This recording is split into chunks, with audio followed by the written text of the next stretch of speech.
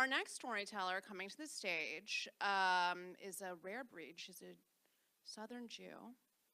And she would like you to know that she's got a piece coming out in the New York Times tomorrow about a pussy hat. So set your Google alert for that. Is that incorrect? Saturday. I'm sorry, Saturday. Definitely set your Google alert. You don't want to miss it. Please welcome Annabelle Gurwitch.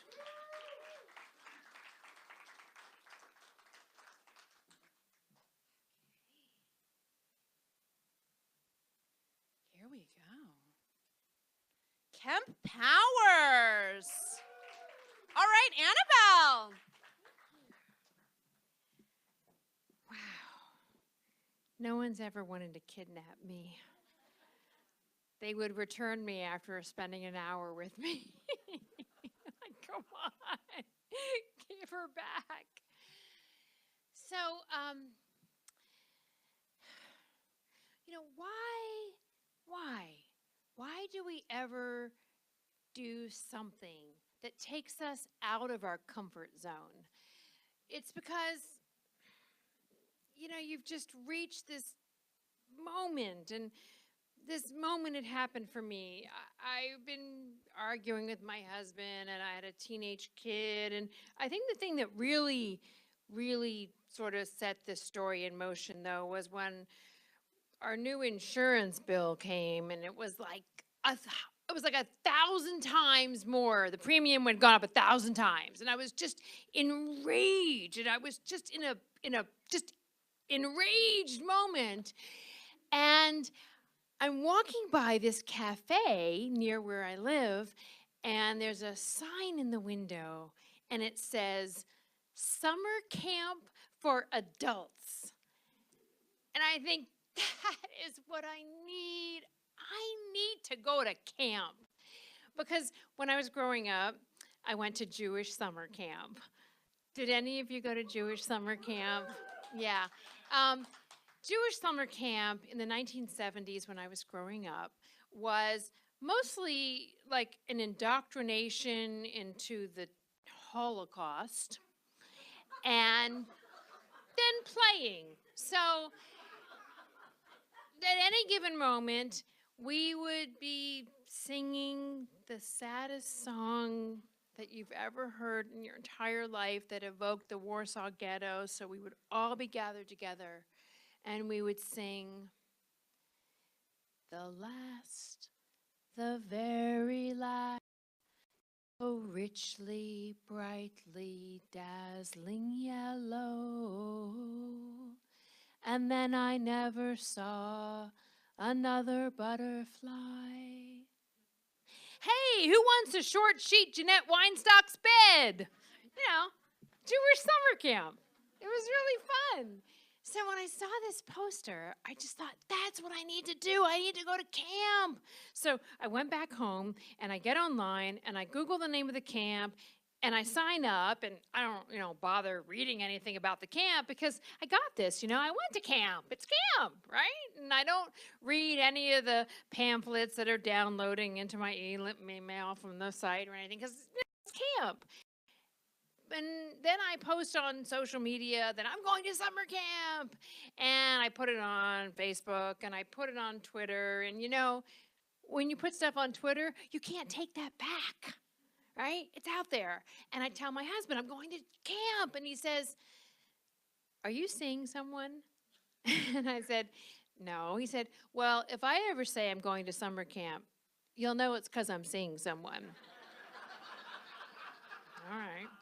So what I hadn't noticed when I signed up for camp and paid the $500 fee for the weekend was that it wasn't local. It was north of San Francisco, so that's going to be like a plane ticket. And then it's not just north of San Francisco, it's 3 hours deep in the redwood forest, and that's going to be a car rental. But I already put it on Twitter, and you can't take that shit back. So I am going to camp. Camp starts the next day. I get an airline ticket, I rent a car, I'm driving. The next thing I know, I'm driving through the redwood forest, and I'm sure that I'm lost, and I keep seeing these great looking wineries, and I'm like, oh my God, I should just go there, but I just keep going, and I'm sure I'm lost when I see a sign that says, all who wander are not lost. And I really hate that because, you know, sometimes you are lost. Like, fuck you. I really hate that. But then I see in the distance someone, a guy, and he's got a rainbow afro wig, and he's wearing clown pants, and he's got a sequin tube top on, and he's on roller skates, and he's skating towards me, and he says, like, making that motion, like the pull over motion. So I pull over, and he introduces himself, and he says, "Hi, I'm Honey Bear." And he invites me to get out of the car and howl with him. So I do.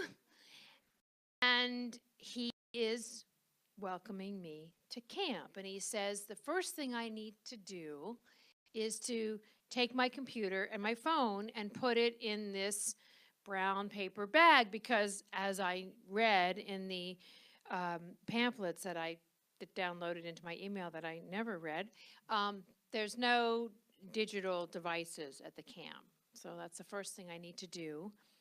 And then he leans in close to me and he whispers the two most frightening words he could possibly say to me at that moment. He says, "Welcome home." So I go and I park my car, and I follow like the signage, and there's this like big camp welcome thing, and there's a guy at a station, and he's wearing a name tag that says, "Sir Acha." Sriracha. And he says he wants to tell me the rules of the camp. He says, okay, so there's no phones, no computers, no internet whatsoever. There's no alcohol. There's no talk of work, no talk of age, and what's your nickname going to be? And I said, what? And he says, your nickname. There are no names used at this camp. And I'm not really a nickname kind of person. I mean, there are people who've called me cranky or an acquired taste. But I'm not a nickname person. But there's just no getting around it. Sriracha is like, seriously, like, you know, looking at me. And I said, okay. And I christened myself the nickname that no one on earth would ever give me: Sunshine. And then he tells me that there are also no clocks. And he says, now, at about the time it would take to make 7 hard-boiled eggs, there's going to be the costume parade. And this is the first time in what will be a pattern for the entire weekend where I will hear time referred to in this way. So people will say things like, in the time that it takes for you to pasteurize your own goat cheese, for MNDA to kick in, to get a tattoo removed, to watch a Game of Thrones. And to every person I'll have to say, how many Seinfelds is that? Because none of these things mean anything to me. But I go forward, I go up to this athletic field where he says that this costume plays in a time that I have no idea how much time that's going to be. And I wait. And in about the time it takes for 7 hard-boiled eggs to be boiled, all of a sudden, 200 funsters start coming towards me, and everybody is dressed in a costume. There are people on stilts. There are people carrying puppets. There are people who are puppets. There's about 7 people in dragon onesies. I'm the only person who is who's over 30. And I'm the only person who's not in a costume. And they are doing a limbo down the center of the athletic parade. And then Sriracha gets on stage and he says, okay, Okay, we're going to have a game of rock, paper, scissors to see who gets the thrill of raising the camp flag. And I've never been in a clusterfuck. He says, okay, turn to the person to your right, and you're going to play rock, paper, scissors, and whoever wins is going to turn to the person in their right, and then they're going to become their cheering squad. And suddenly we're all playing rock, paper, scissors, and I can't remember, is there a water in this? No, it's rock, paper, scissors, there's no water. And I don't win, but someone raises the flag, the crowd goes crazy, and I'm starting to get one of those like, oh my God, I can't even get a drink tonight headaches. And this continues through the night. People are playing, like, capture the flag, and they're just singing songs. And I see that night things that portend what I've always feared would happen in the dystopian future. Like, I go to the tea yurt, and it's a yurt, and they're serving tea, and there's a guy who's playing the piano, but because there's no Google, no one can remember all the lyrics to the songs. And every song just trails off in a speculative ending. So, like someone singing Joni Mitchell, like, they pave paradise and put up a what? Nobody knows. Nobody knows what they put up. And I want to say, a parking lot. They put up a parking lot. But I feel like that might tell my age, and I might be correcting them. And I saw Lord of the Flies, and I don't want to, like, have that happen. So I go off to find my cabin. And what I find is it's not really a cabin. It's more of a creche. Like, it's this open air, what I learned later is called an Adirondack shelter.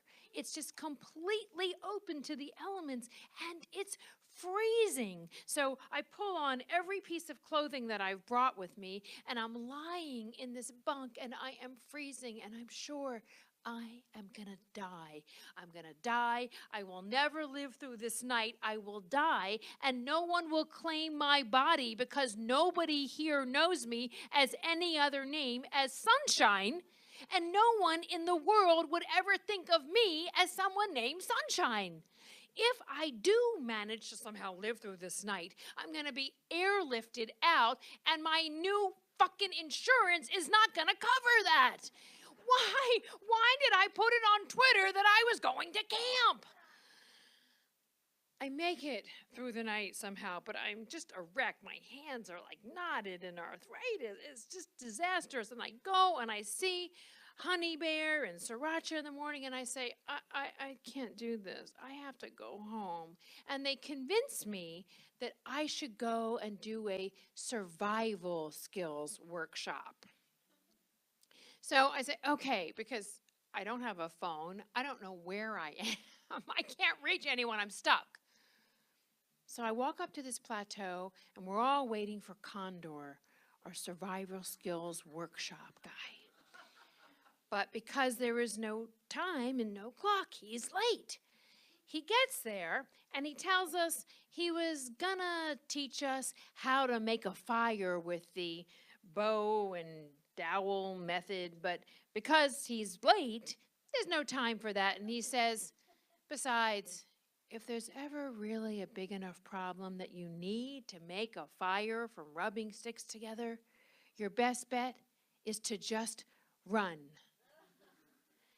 And I know at that moment that every dystopian film I've ever seen in my whole life is wrong. If some disaster ever happens on the earth, all of us are just going to be running. But he says to us, before we do the next part of the workshop, he wants to teach us some forest people wisdom. He says, you know, don't believe the scientists. Two-legged has been walking on Turtle Island for thousands and thousands of years, way back until the time of the dinosaurs. And I say, excuse me, are you saying that all of science is wrong and that man was living with dinosaurs? And he says, yes, I am. And then he says, Who wants to participate in a Native American sweat lodge? Now, that's going to entail about 25 of us who are gathered there getting inside like a 10-foot by 10-foot yurt. The temperature is going to be 180 degrees. But I'm the first person who raises her hand because it sounds so warm and I'm still freezing. So we enter on our knees, crawling as instructed, calling out, Mataki Yoasin, Mataki Yoasin, all my relations. And they bring in these superheated rocks, and suddenly the steam starts coming up, and it's foggy, and it's pitch black, and you can't see anything. And the smell of mugwort fills the yurt, and the drumming starts, and the chanting starts. And we do this first round of drumming and chanting, and people are sweating and crying.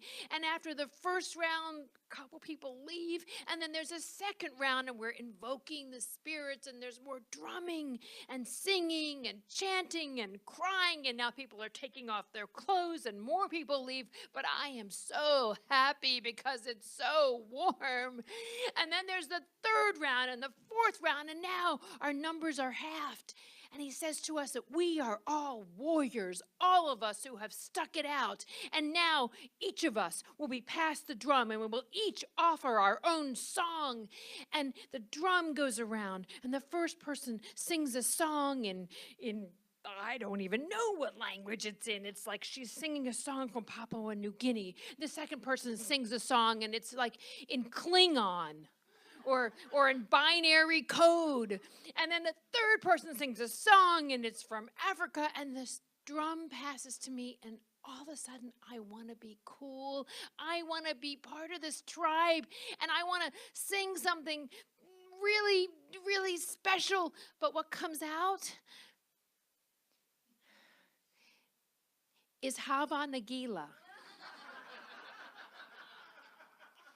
The song sung at my bat mitzvah, and my sister's bat mitzvah, and my mother and father's bat mitzvah, and at my summer camp, and for thousands of years by Jewish people, but probably not back to the time of the dinosaurs. But you know what?